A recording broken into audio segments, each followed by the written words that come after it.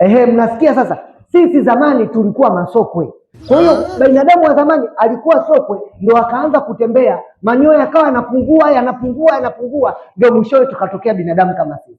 Kwa hiyo sisi zamani tulikuwa sokwe, tulikuwa tunaitwa zindeslopers, ndio tulikuwa tunatembea hivi, tukaanza kutengeneza moto kwa My lord, I wonder. Wewe vipi? Nimekuja kusoma. Wewe unakujaje kusoma mtu wa namna hiyo? Kivipi? Yaani wewe umeshindwa kusoma udogoni, unakuja kusoma ukubwani na nguo hivyo, manywele haya. Atupokee mwanafunzi wa hivi. Mnasema elimu haina mwisho. Kuna shida gani mimi nikija kusoma? Sawa, ila wewe kwako wewe ninapokuona wewe mwisho umefika. Sasa ina haja gani ya kusema elimu haina mwisho? Bwana toka nje bwana. Una elimu na Tanzania. Na basi. Unasoma. My lord, I wonder.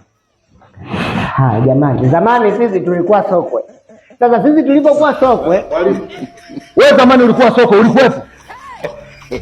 Ulikuwepo kwenye enzi za usokwe wewe? Ushaikuwa sokwe wewe? Mimi sijai kuwa sokwe. Sasa mbona unasema zamani sisi tulikuwa sokwe? Ulikuwepo? Watoto. Kumbe unadanganya watoto. Kipindi kimeisha.